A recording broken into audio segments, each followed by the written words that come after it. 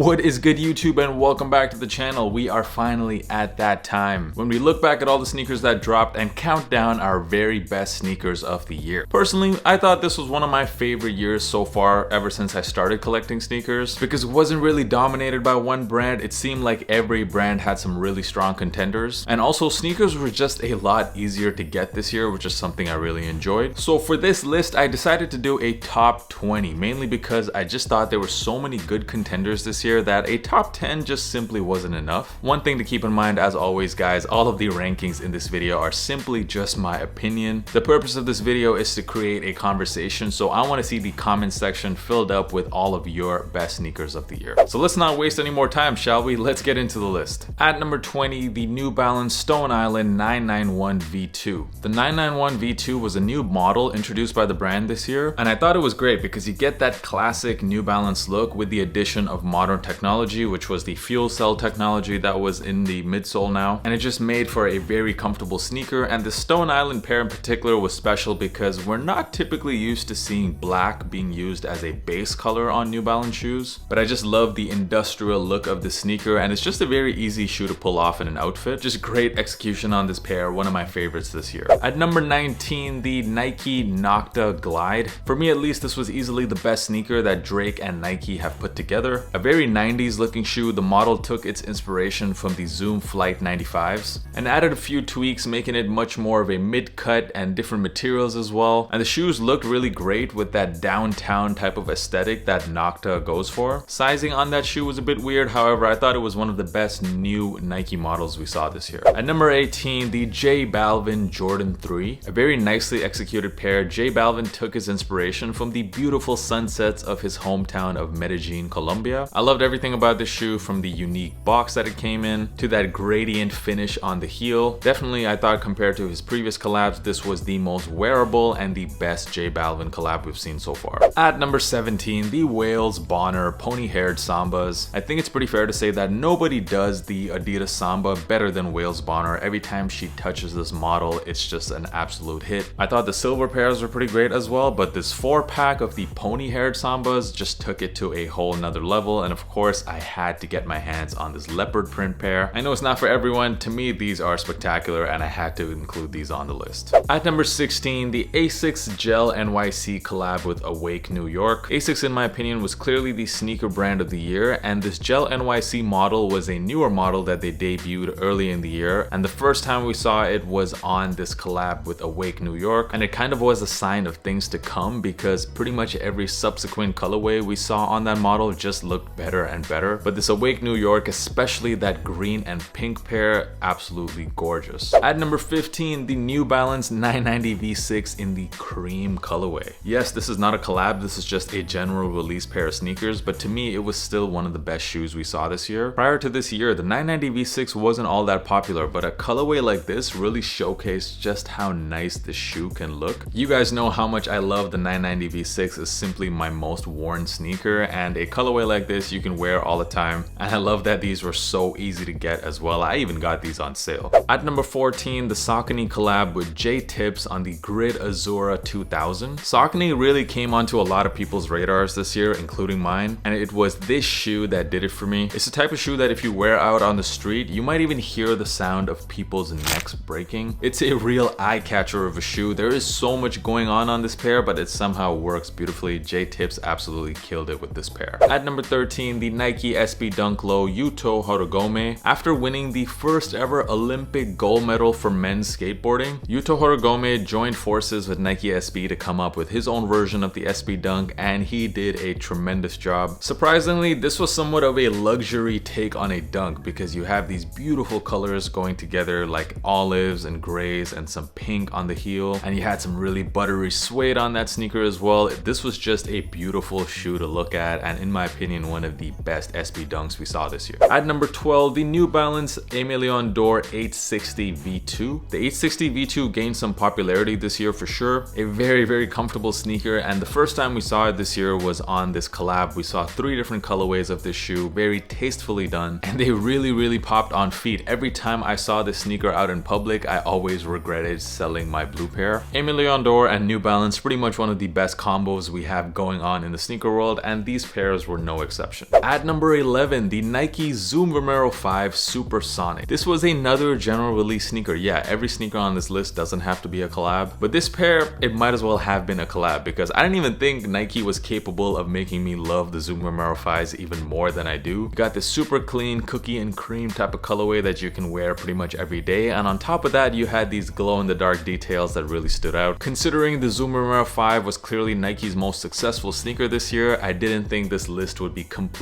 if we didn't include at least one pair on this list, and I thought the Supersonic was the clear standout for me. Quickly checking in with you guys, how you guys enjoying the list so far. We're about to get into our top 10 sneakers. If you haven't already done so, make sure you are subscribed to the channel because I'm going to be dropping a lot more content in 2024. Let's move into the top 10, starting off with a shoe that I'm sure a lot of you are going to be surprised to see on this list. That is the Salomon collab with Sandy Liang on the XD6 Expanse. This sneaker was important because it was the first time that Salomon collabed with a female-led brand, and Sandy Liang absolutely killed it with this colorway. That purple you see on there was actually inspired by a Pokemon. It was inspired by Jigglypuff, and in my whole lifetime of covering Salomon, this was the first time that I saw insane resale prices on a Salomon sneaker. And as a fan of this brand for quite a long time, I'm very happy to see this brand finally get the recognition it deserves, and this was the best Salomon sneaker of the year for me. At number 9, I don't know how I only have this at number 9. That just tells you how strong of a year this was for sneakers. But at number 9,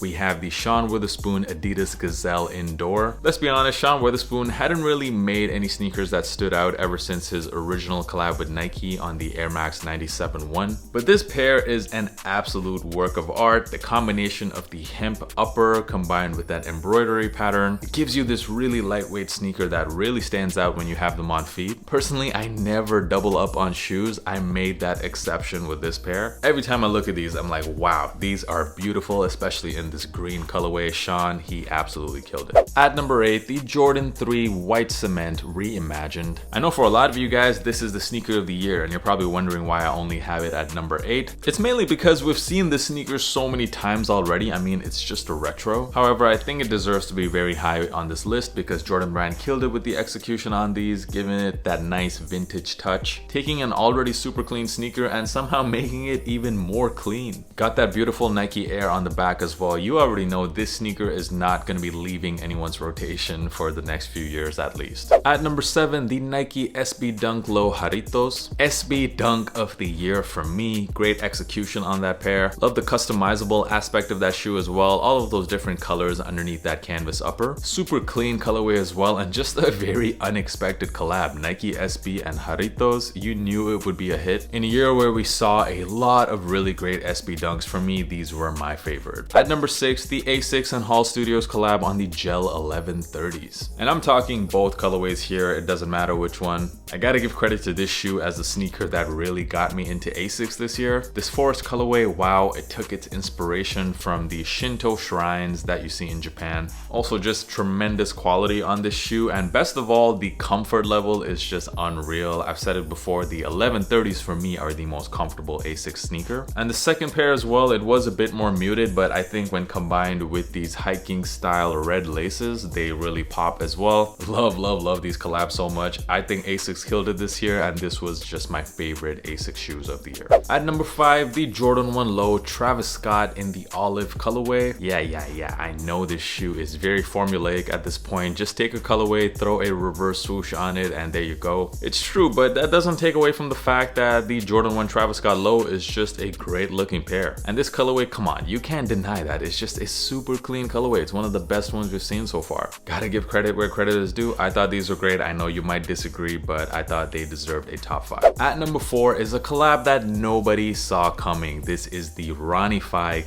Kith, Clarks, and Adidas Samba. I mean, who saw this coming? Combining Clarks with Adidas? Pretty much only Ronnie Fieg could come up with this. And this final product I thought was just too good. I mean, the quality on this upper, you get the same suede you get on here as you do on a Clarks Wallaby. And the crepe outsole as well. I didn't realize just how comfortable this shoe was. Easily for me, this is the most comfortable Adidas Samba ever made. And all the colorways were just great everyday shoes. Now, this is the pair that I just leave by my door. I don't even have it on this wall you see behind me. That's because I know if I just don't want to really think about what shoe to wear, I can always wear these and it's gonna go with any outfit. Some of you watching may think these look really boring. Why are these so high on the list? You really gotta see this shoe in hand to appreciate it and just feel these materials. The execution on these, I think, were flawless. I actually even debated making this shoe number 1, but it will settle at number 4 for me. At number 3, I have the Nike Air Max 95 Cortez. Now the shoes themselves, all 3 colorways were pretty nice. My favorite had to be those pink tings, but it wasn't really just about the shoe. The shoes meant so much more. It really brought back that sneakerhead feeling of getting a coveted shoe in person. The releases had people going crazy. I experienced this myself when I was in London and I was running through the streets trying to get to the drop, where I did manage to pick up that green colorway, and I just haven't had that feeling where I get so excited about an in-person release since maybe even before the pandemic. Not only did the shoes look great, the whole experience I thought was even better, and for those reasons I have them all the way at number 3. At number 2, the Jordan 4 SB. These could very well have been number 1. I love everything about these, the colorway, the modifications that they made to the shoe to make it more skateboarding friendly, like these rubberized wings. Also the fact that these just fit me really well. I didn't have that squeezed in feeling I normally have with most Jordan 4s. And come on, how nice it is to see that Nike SB on the back of a Jordan 4. These are very clean. Looking forward to more colorways of these. Where did you guys have this on the list? Let me know. And last but not the least, let's talk about my favorite release of the year, the Action Bronson New Balance 990 V6. It doesn't matter the colorway, both were tremendous. My favorite had to be the Lapis Lazulis. What can I say? Action Bronson clearly knows something about combining really strange colors on a shoe and making it work. It was also really nice to see the 990 V6 get some love because it is a sneaker that I truly feel deserves more attention. It is a game changer in terms of comfort. So to get a colorway this fire on a shoe this comfortable, the Lapis Lazulis never left the rotation this year. I hope we eventually get that 3rd colorway as well, but Action Bronson, you absolutely owned 2023 and gave us the sneaker of the year. That's the list, guys. Let me know in the comment section, do you agree, do you disagree, any sneakers I may have missed out? I know that there are some sneakers that I didn't mention on this list that you guys, I'm sure, definitely thought deserved to be on it. But as I said, guys, this is just my opinion. I really thought the 20 shoes I talked about in this video made the year for me. And I also just wanted to say thank you so much for yet another year of support on the channel, guys. You guys are amazing. Love interacting with each and every one of you. If you haven't already done so, make sure you are following me on Instagram. That's where I am the most active. And if you're looking for some listening content as well, make sure you check out the Sneaker Podcast, the Kickback Pod, available on all streaming platforms. Links to that can be found in the description as well. Thank you guys so much for another amazing year of sneakers. We will catch you in 2024. Peace.